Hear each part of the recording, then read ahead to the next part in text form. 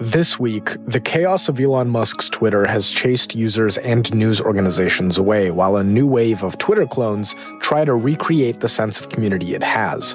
So what does this mean for the Jews?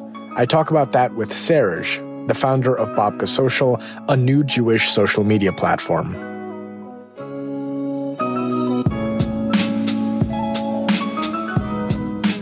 I'm Lev Gringaus, and welcome to The Jews Are Tired, your podcast about Jewish news.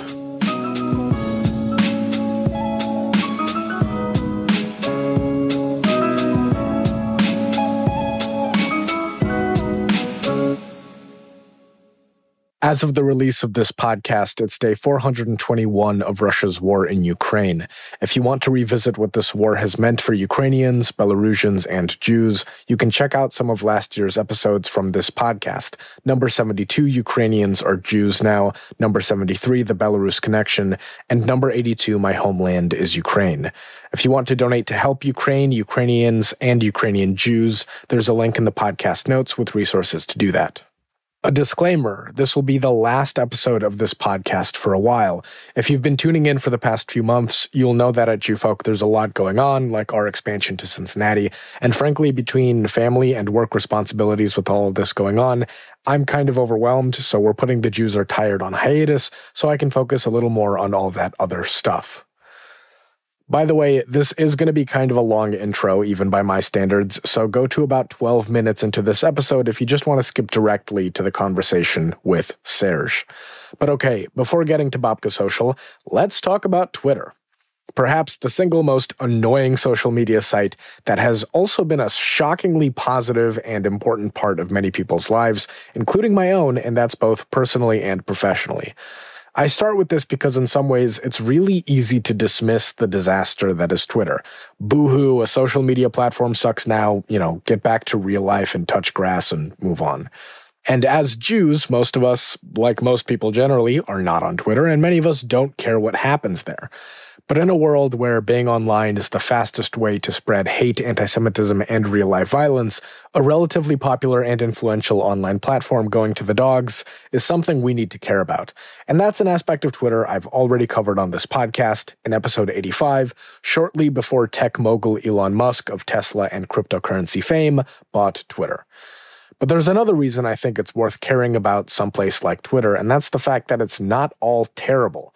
Plenty of Jews I like, respect, and am interested to hear from are there and accessible. Academics just tweet out relevant analysis based on their research and fields of study. Twitter has been such a great way to easily access people and knowledge. In case you haven't noticed, most of the guests I've ever had on this podcast, I first found out about from Twitter. There's a reason for that. As a journalist, that kind of access has been hugely helpful, both in helping me create work, but also being part of the resume to show that, yeah, I'm a journalist and I'm here paying attention to things. And that sense of legitimacy has been really important to me, especially starting out and having a lot of imposter syndrome and anxiety about what the hell I was doing. In the process of all that, though, I also found community, just like many other Jews on Twitter did. The Jews all talk to each other. We respond to each other. Sure, maybe we get angry and subtweet each other, but there's a running dialogue, oftentimes a really funny dialogue, in public for the rest of us to see and appreciate and be a part of. Running jokes about some people hating Hamantaschen and thinking they're the worst Jewish food, reminders about Jewish holidays and unique practices, and for me also the fact that there's a sizable crew of Russian-speaking and Soviet Jews like me who have navigated a lot of twists and turns in understanding themselves and their identities. Being online means for so many people, not just Jews, finding that community and finding all the other communities talking about The Legend of Zelda or K-pop or whatever other interest you might have. Obviously, these are interests that I have, but whatever. Twitter has facilitated all of this, and now Twitter has gotten way buggier, much less secure, more random in terms of who or what is in people's feed, and also morally disgusting in a way that is much more acute now. Elon Musk has openly platformed pro-Russia and neo-Nazi accounts, as well as, opinions from himself that line up with those things. He's also used Twitter to be personally vindictive against people and organizations he doesn't like, banning, maliciously labeling, or taking away verification from accounts as he sees fit, censoring information on the request of right-wing governments around the world as well. And it's also worth noting that Twitter used to be a place where you could find automatically posted real-time updates on news, but also like weather, tsunamis, the MTA for people in New York City, and other public safety issues and institutions.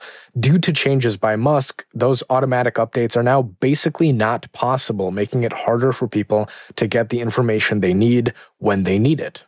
And it sucks. It's hard to watch a place that, yes, was not perfect before, but it's just getting totally screwed now. And there's a real question about the longevity of community on Twitter and whether it's still worth it to be there. But this is also an opportunity for social media to evolve again and see if there isn't something better to be made. And that's where the dozen or so Twitter copycats come in, like Hive, Blue Sky, Post News, and most prominently, Mastodon. With all of these options come the ongoing question, where are Jews going to go to next? Assuming that Jews even leave Twitter, which most really haven't so far. For this episode, the focus is going to be on Mastodon, because that's also where Babka Social primarily exists, which I'll get back to in just a moment. Mastodon is a lot like Twitter, except there's no algorithm, so whatever people or hashtags you follow are all in your feed all at once, unless you take the time to separate them out into lists based on different topics. And that sounds appealing, right? No algorithm feeding you crap, until you run into a basic problem, which is that it's not actually a super nice experience getting a chronological feed of every single thing posted by every single person or hashtag you follow. Algorithms sorting out stuff is pretty nifty, it ends up. And I was a big advocate of jumping from Twitter to Mastodon for quite a while, but because of the lack of algorithm, I felt overwhelmed by the fact that my feed was way too much, so I largely abandoned it. And that's partly why I wanted to talk to someone who not only was staying on Mastodon, but is actively trying to build a Jewish community there. Serge, who prefers to just go by his first name, is a self-proclaimed tech geek who has done software development and systems engineering, and he is the founder of Babka, which aims to be a Jewish online space with different experiences and offerings. At the moment, it is mainly two things, a blog and Babka Social, the Jewish community based on Mastodon that Serge facilitates and runs.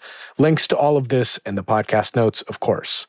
Serge is running headfirst into all the things that have been a challenge for other social media platforms. Everything from just having the server capacity to host users and, the technical know-how to have things run smoothly, to figuring out content moderation. For example, it seems straightforward to say, no encouraging violence on Babka Social. But what about saying, punch all Nazis? Should that be allowed on a Jewish social media space, even though encouraging violence is against the rules? But also we're Jews, so Nazis bad. You know what I mean? So that's a real example Serge and I talk about, so keep listening for more on that. But the other thing that made talking with Serge so interesting is that he is someone who gets a lot of the technical side of the software that drives something like Mastodon, and he says the philosophy behind it fits with his Jewish values. And so much of these questions about where Jews go after Twitter and where can we build a good, safe Jewish space online is tied up in that technical side. And it's more than just about the algorithms. Mastodon's claim to fame is that it's part of the Fediverse, a sort of, federation of different open source platforms and pieces of software that all communicate with each other. This means that there isn't one Mastodon where, everything on Mastodon is owned and run by one company with a specific set of interests like Facebook or Twitter. Instead, Mastodon is something anyone can run themselves. You just need to know how to set up a server, which is basically a specialized computer with a lot of storage to hold your information and anyone else's if you host other users. But all of these different users and all of these different servers can still follow each other, talk to each other, and perhaps most importantly, migrate to other servers if they want to. This also means that there are a lot of different apps to choose from that offer different ways of interacting with Mastodon instead of one marginally okay app that you hate using but have no other option to use. And again, I know we're sort of right in the line of this is a lot of technical stuff, but let's get this to its natural conclusion because I promise you it's relevant. And then the conversation with Serge is coming right up. So when Facebook, runs all of Facebook.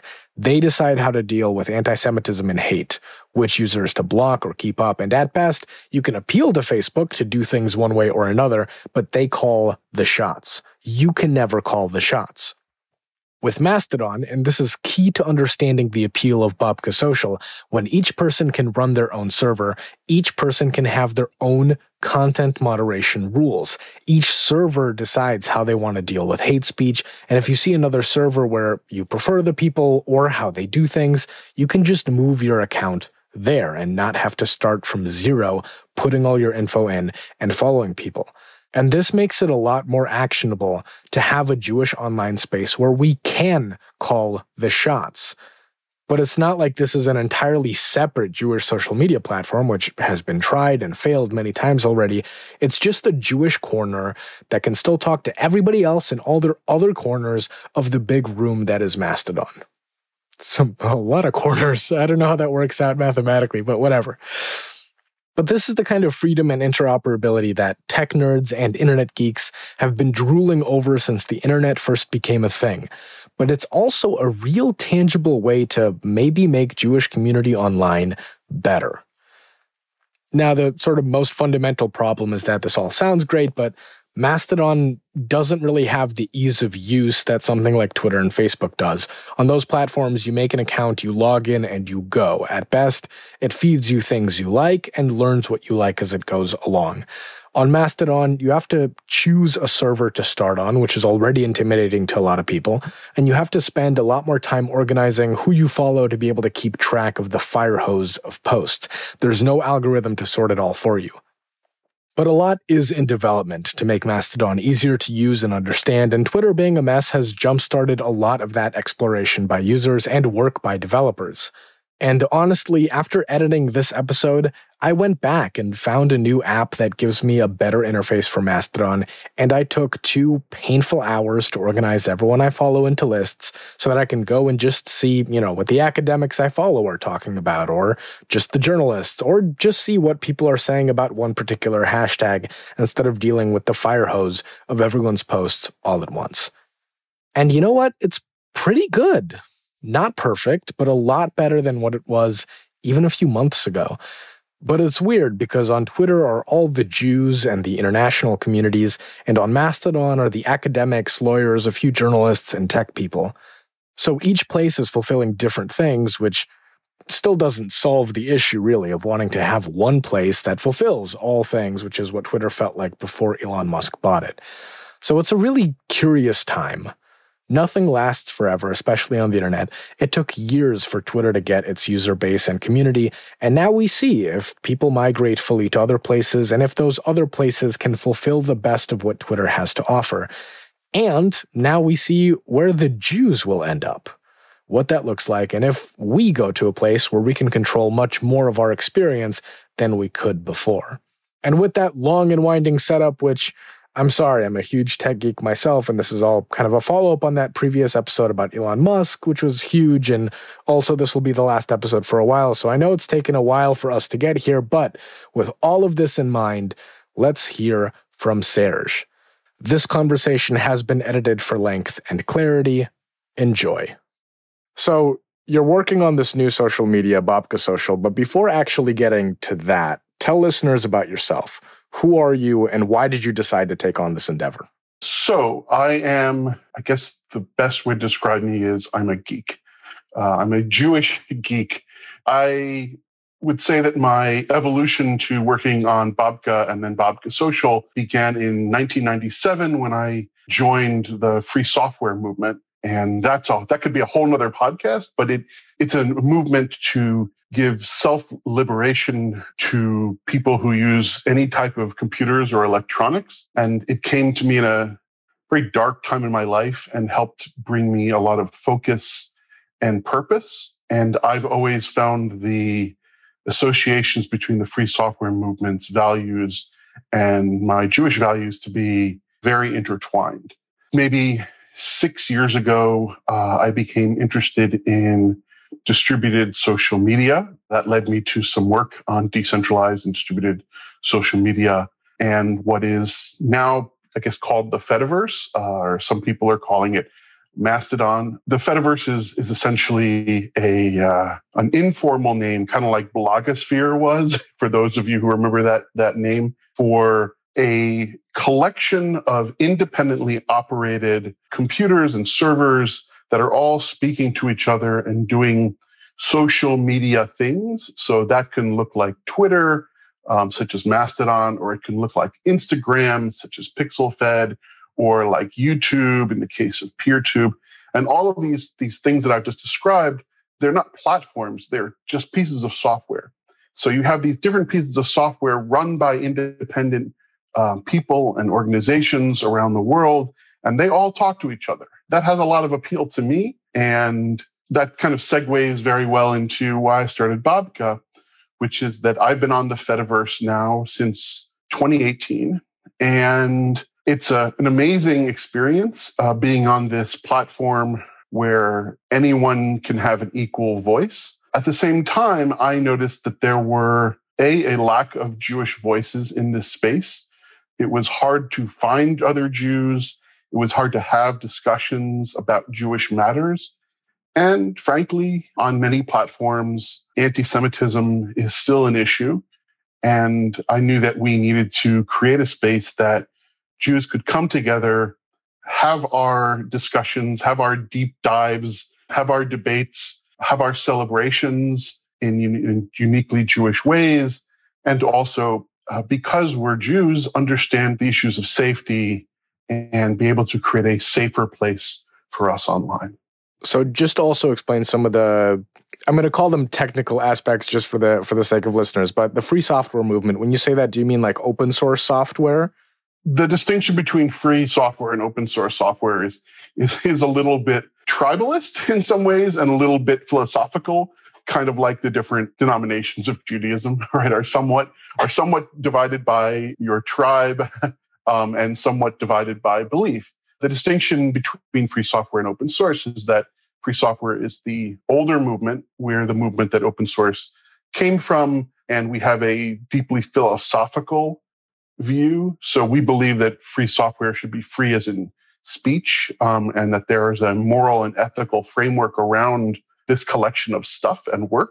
And the open source movement does essentially the same thing, but they are explicitly non-philosophically driven. But in terms of just practice, they're the same thing. And say a little bit more about, you mentioned that the free software movement sort of had a lot of values that spoke to you as a Jew and sort of the Jewish values. Talk a little bit about that as well.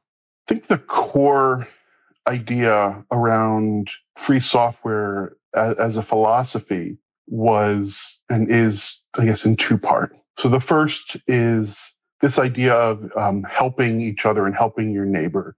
It's a very communal movement. It believes that we need to give freedom, and it can, it gets into large Jewish-like debates about what freedom is, but it believes that we need to give freedom and autonomy to everyone, and therefore it's very neighborhoodly collective, right? So we work for ourselves, but we also work for the collective whole, and that speaks to me about so much of Judaism. It's about both the individual and the collective, and those lines between the two are quite blurry, both in the free software world and, in my mind, at least, in much of Jewish thought, right? Where does the responsibilities to the individual begin, and responsibilities to our community, and those have a great deal of interplay. And so that's the first part. And then the second aspect of the free software movement that spoke to my Jewishness is this idea of self-reliance. When the free software movement was founded, and continually since, when confronted with a situation, maybe a piece of software that doesn't exist, it's not free and open source, the free software movement's collective response is, we'll make our own. Oh, it doesn't exist for us, we'll do it ourselves. And I think for all Jews, that's a core essence of who we are. And that doesn't matter if you're a diasporic Jew or an Israeli Jew, that, okay, we'll just have to do this ourselves is part of our collective history, right? We've always had to, out of necessity, make our own institutions, make our own organizations, create our own future. That is just a component of my cultural and religious heritage. that the free software movement really sung to. So I also want to ask a little bit more specifically about this. Out of all you mentioned a couple of different issues you were sort of seeing in the Fediverse of not a lot of Jewish gathering spaces, issues with anti-Semitism across different platforms. Why, in response to all those things, settle on sort of a new social media experience as opposed to, there are a lot of initiatives that, like the ADL tracks online hate, there are educational initiatives, there's reporting on these issues, as a journalist. Why take this path specifically? Let me break this down, though, because you mentioned social media, and that's not all Babka is. So Babka is a online space for Jews. And right now, that consists of Babka Social, which is our Mastodon instance. So we run Mastodon, but we are working on and will launch other software and other platforms that will all be within that umbrella. So when I talk about Babka, what I mean is all of the services, even the ones that don't yet exist. And when I talk about Babka Social, what I mean specifically is our Mastodon instance, which is a fancy nerd word for server, right? So that's an important distinction. So why not just try to improve Twitter and Facebook and Instagram and TikTok? And there are two reasons for that. So I've tried, is the first reason. I've reported thousands of anti-Semitic and other hateful posts on Twitter over years. And my experience with that mirrors the research that's been done, which is that only a small percentage of the posts that I reported were ever actioned on. And those that were actioned on often took weeks or months. So, someone would post something, hateful and anti-Semitic. I would make a report. And then 2 months later, I'd get a message saying, we looked at this and we've decided to take it down. But even more frequently, I would get a message 2 months later saying, we looked at this and it doesn't violate our terms of use. I, frankly, just became so frustrated with that experience of relying on others to create my online experience, but also, in my view, for them to define what anti-Semitism was. So I would look at a post and I would say, well, this is clearly anti-Semitic. And they would say, oh, no, it's not. And they wouldn't justify it. They wouldn't engage me in a discussion or a debate about why it wasn't. They would just decide that it wasn't. And that didn't sit right with me. And reading about the ADL and other organizations who've studied this, it seems like, it always feels like we're at the mercy of these big institutions, right? The Twitters and the Facebooks and Instagram and TikTok, who have billions and billions of dollars. I realized that with this decentralization of social media through platforms like Mastodon, we didn't need to rely on them. We could simply create our own space, our own rules, and govern it the way we felt was appropriate as Jews. And just to back up a moment, so how many, do you have a team running Babka Social and the Mastodon instance? Sort of, how much money does it cost to sort of upkeep a server and manage that? What does it take behind the scenes to make this work? It takes a team. So there's myself, and I do quite a lot. I do all the financial, I do a lot of the technical, a lot of the moderation, the outreach, the day-to-day operations. But I have an amazing community team. So this is a team of volunteers who help me with many, many aspects of the site. And that includes moderation, that includes welcoming, that includes working on some future projects that haven't been announced yet. That also includes helping me refine the policies that we have and live by. And I should make sure that we talk about the Babka values because they're a central part of what we created. Yeah, so I couldn't do it without that community team. It comes and goes, so people will join. They'll leave for, maybe they have something that has taken precedence. So, they'll come and go. But we have, I think it's roughly 8 people right now on the community team. So that's me and 8 people, and also some folks that I pay. So we have some contractors that do some technical work and also some design work to make the site look pretty and to be more functional. And is this all sort of money from donations that goes into this project, or sort of if you can speak to the funding aspect? So the funding right now is, we haven't taken any money other than the initial seed that I put in. So Babka is run by a limited liability corporation called 3 Tablets LLC that I run. And we do plan on having some kind of Patreon type model that we're looking at. And we're also considering other potential funding sources, such as offering additional premier features or special features that only certain users would need. But right now, the funding is that I put in a seed, and we're just working with that. But of course, that's not going to be forever. And we're also looking at collaborations with nonprofits and others in the Jewish space. And that might also inform how we are structured in the future. So it might be that we would partner with a Jewish organization, or we might become a nonprofit. We're still pretty young, so we only launched in November, and it's February as of the time of this recording. So we're still figuring a lot of that out, but we're okay for now, and we'll be even more okay once we start taking in some funds. And how many users do you have just on the Mastodon server so far? So we have just under 600, which makes us a very small instance. What I would say, though, is that with our small size, we also have a great deal of community feel. And that's something that's somewhat unique amongst these services, right? So a lot of times people will just kind of sign up and they'll join, a large instance that may have, 50,000 users, right? That's pretty big for the Fediverse.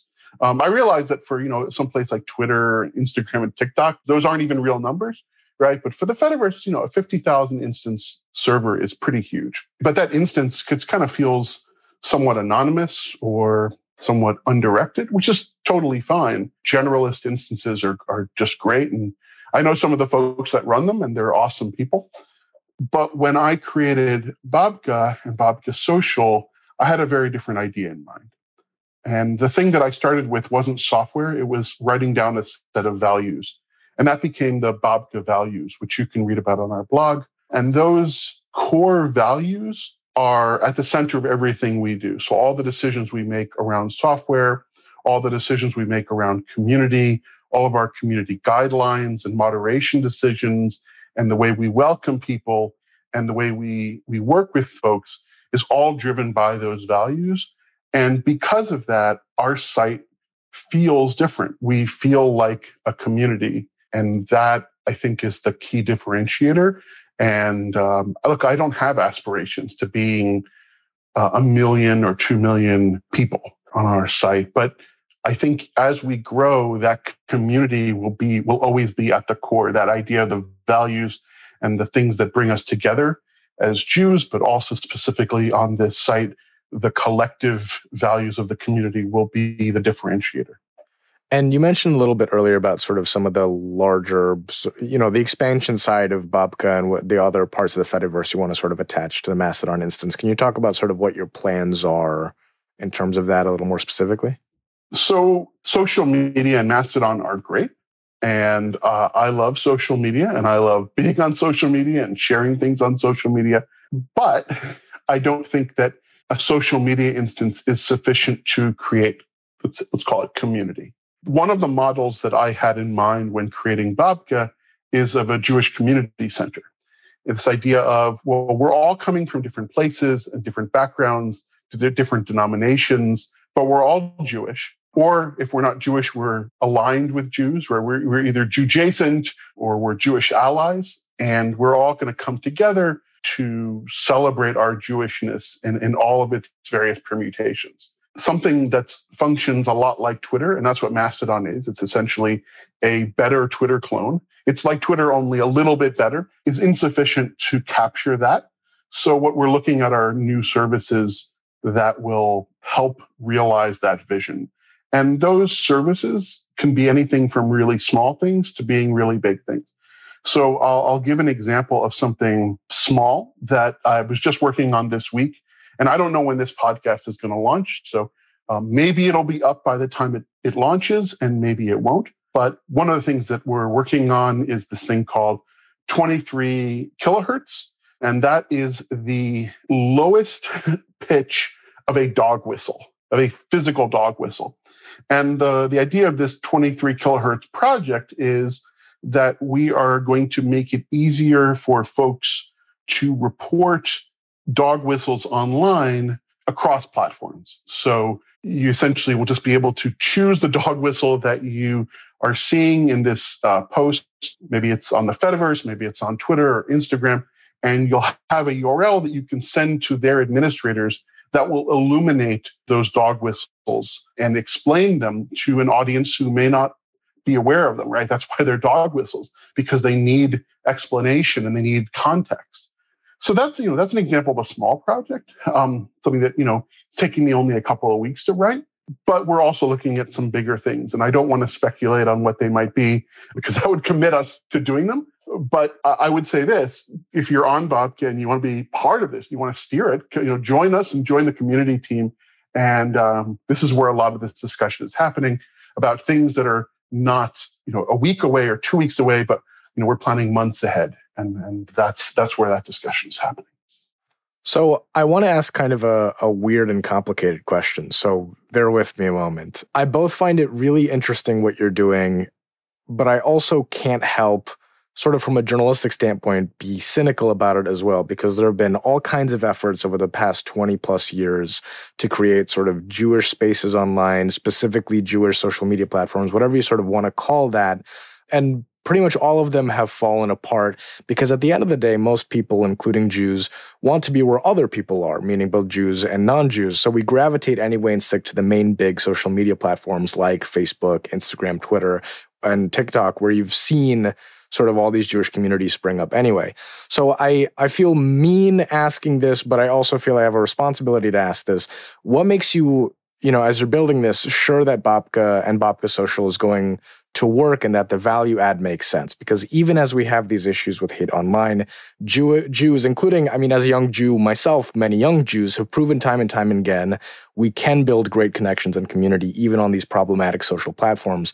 And we don't necessarily need, the community of Jews hasn't necessarily reached for the Fediverse or necessarily reached for Mastodon, even though there has been some movement. So, again, I want to sort of push that back to you and get your thoughts on, in context of that, it seems like a complex environment to be building Babka in. Let me answer that in several different ways, because it's a complicated question, and I'm going to give you an equally complicated answer. And I think the first answer I have is, and I'm going to paraphrase, this question of silos, right? Am I just creating another silo that people can't, that it's like, okay, this is a silo of Jews. And if I was really cynical, right, am I just creating a shtetl, right, an online shtetl? And as an Ashkenazi, I don't really want to create an online shtetl. So this is where the decentralization of social media is so critical, because we're not creating a silo. We're not creating a wall.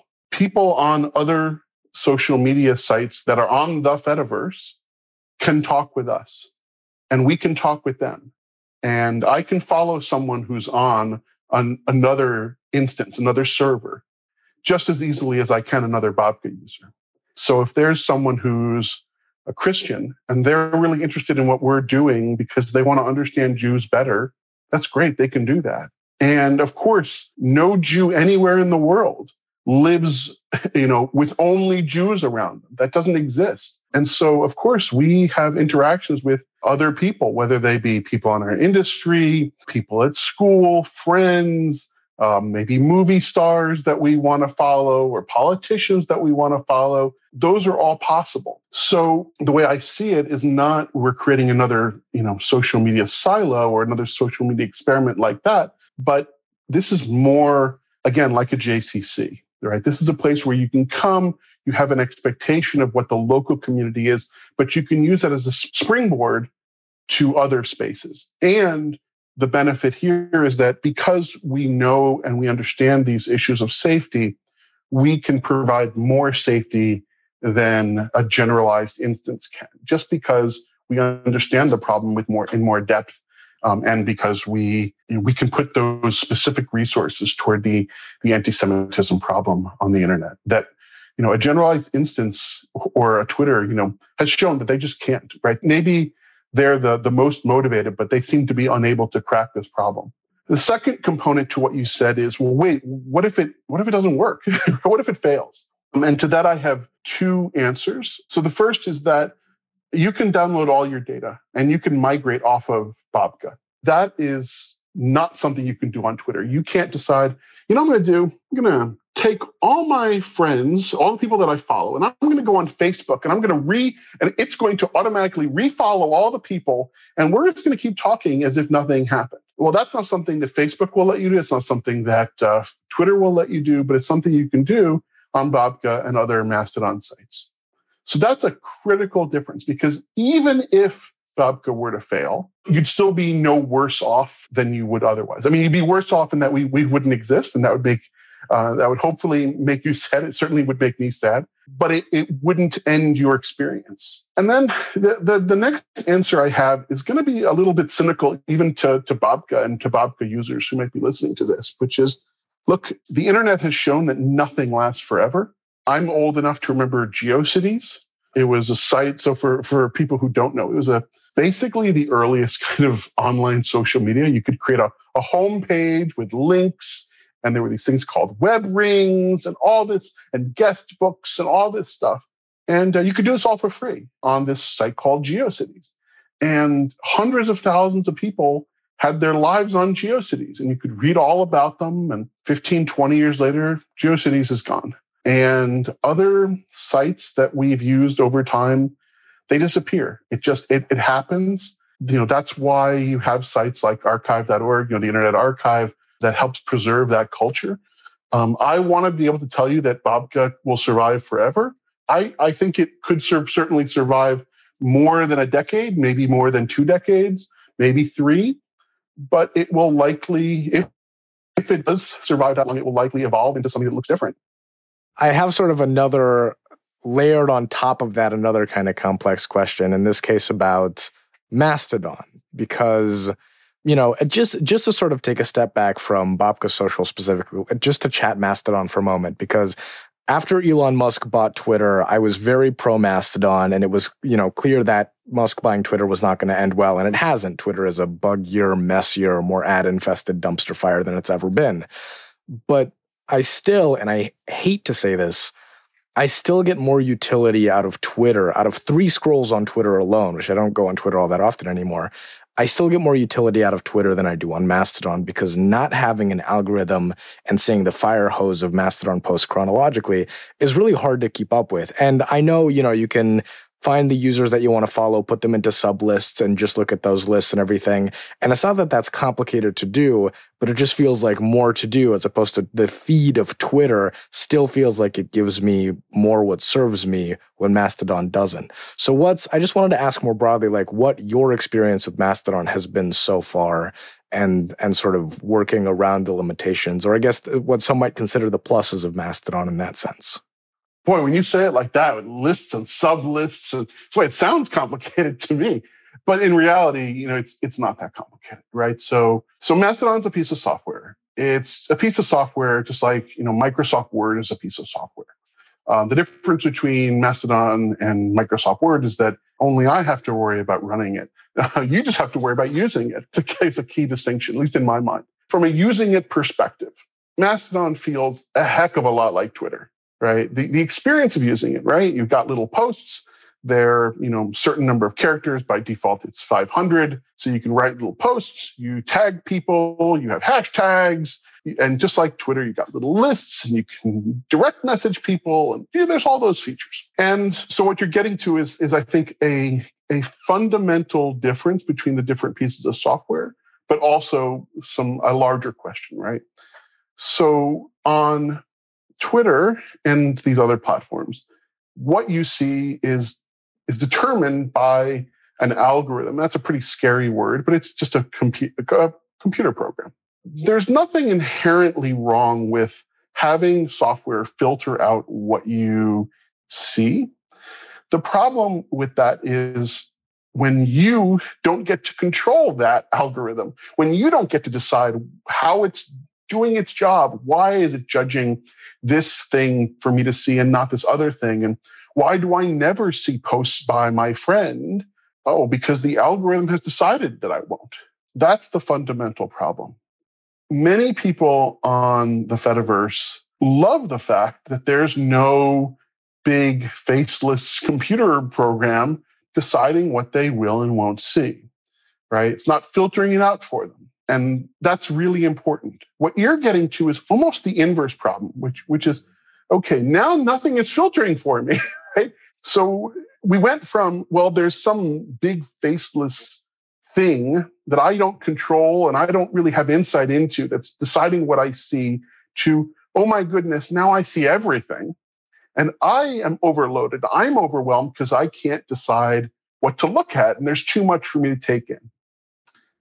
And I do think that we are going to see filtering get better on the Fediverse, whether that's with Mastodon or with one of its other programs on the Fediverse that exist out there. And there are other programs that do similar things. I think we're going to see those kind of filters. I don't know if that's going to be this year or next year or in a few years, but that seems inevitable to me. But the difference and the distinction will be, at least hopefully, that you will be able to control those tools, or at least have insight. You know, it'd be great if you could click on a link and on a post, and it would say, you'd say, why is this appearing? And it would say, let me explain to you why I've chosen to show you this. And it'd be even better if you could say, well, actually, I don't want to see things like this. Why aren't you showing me things from my friend who never posts? And you could make sure that their posts got priority and that you would absolutely see them, or posts about a certain topic, whether or not they were hashtagged, right? That sounds more like what you're looking for. And I think that's where we're going. But that user control, right? That ability to be, the person who sets their own destiny, that's the key fundamental difference. And why Twitter and Facebook won't do that. And because they can't, because if they do, it will hurt their it'll hurt their revenue model. And Facebook is an advertising company. I don't know what Twitter's revenue model is at this point, but I suspect that they are going to try to figure that out. But I will say that my experience with Twitter has been that controversial posts do tend to float up in the algorithm because they have higher engagement. And unfortunately, controversial and high engagement often correlates highly with hate. So yeah, you might get a lot more interesting things that really, boil your blood. Like, oh, I go on Twitter and I feel so energized. It's like, but depressed at the same time. That's the algorithm doing its job. So let's talk about another aspect of sort of the conundrum of social media and platforms, which is content moderation on Babka Social. Because in building this, you are now solely responsible for what content is allowed and isn't allowed. And content moderation is one of the most controversial aspects of social media platforms right now, and really feeds into the conversation of when hate is displayed, when is it taken down, how anti-Semitism is dealt with, all those things. So how did you decide the rules for Babka Social, and what have you learned while sort of enforcing them and in doing the content moderation yourself? So I want to speak to everything you said, but I want to start with something tangential, and then I'll come back to it. Content moderation is really hard. It's really, really challenging. Even before I was working on Babka Social, I had been thinking about this problem of content moderation on the Fediverse and the inadequacy of the tools that we had at the time, and frankly still have, in addressing hate speech, harassment, and other badnesses. That also includes unwanted commercial messages, which haven't really been a big problem on the Fediverse yet. In my thinking, I began working on a project that we are in beta of right now called Activity Calendar, which helps automate some of that problem. So it doesn't replace human moderation. We need human moderators to make decisions and to oversee anything, but human moderation doesn't scale well. It just gets difficult and expensive, and paying people just leads to people being very sad and depressed. So, there's a lot of challenges around content moderation. So we have this tool that we're launching called Activity Calendar. And once we launch it, that'll also be, I think, a good motivation for people to support us as a project. Whether or not they want to join the social media site, they can say, wow, these Babka folks are really working on some exciting stuff. At least that's my hope. But regarding how we came up with our rules, the community guidelines were born directly out of the values. So I looked at the values we had and I said, okay, what does that look like in terms of a set of rules? Right? We've got values, now we got to make them into rules that we live by. So that's what I wrote. I wrote the values, I wrote the community guidelines, and we have a community team that is enforcing the rules, but also providing me feedback. Gee, this rule is ambiguous, or I don't know how to interpret these words, or you didn't necessarily cover this edge case. So this came up recently, and I want to make this very concrete. So we have a rule in our community guidelines that says you can't promote violence. You can't glorify violence. And that seemed pretty non-controversial to me, right? The idea of don't promote violence on the platform. And one of our community teams said, well, what if I want to say, let's punch all the Nazis? So it's a good question. And then this got into issues of violence versus self-defense, because if a Nazi is coming after you, can you punch them? And I think the answer is, yeah, if somebody's coming after you, you can punch them. Versus punch all the Nazis. Okay. And these discussions, they get pretty deep pretty fast. And so, these rules are, they're iterable. In fact, one of our values is iteration. We know that this stuff is going to evolve over time, and we're going to have to work on it over time and keep it relevant and keep it up to date. So that's how we do it. We do it iteratively by taking in the feedback of the people who are doing the moderation, who understand our community, who are representative of our community, and who are volunteering their time. And we have not modified the community guidelines yet, but that is something that we are likely to do in the next year, is to take a look at them and to shore up any changes that we need to make.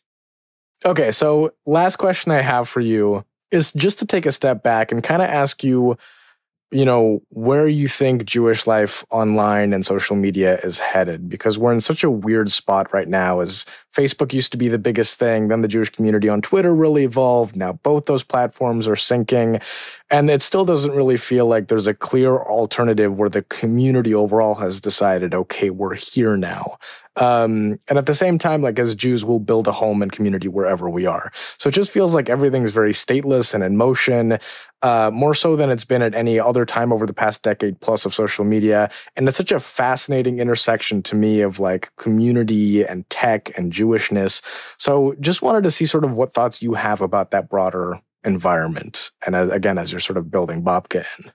This just shows that I do not come from a marketing background, because, I guess the marketing person would say well, Babka is the future of Jewish social media. But I don't really see it that way. I see it as individual communities at a more granular level will find their home. For example, Babka is primarily, although not exclusively, full of diasporatic Jews. So we have a number of Israelis, but for the most part, the folks on Babka are North American or European Jews. There is at least one Israeli instance.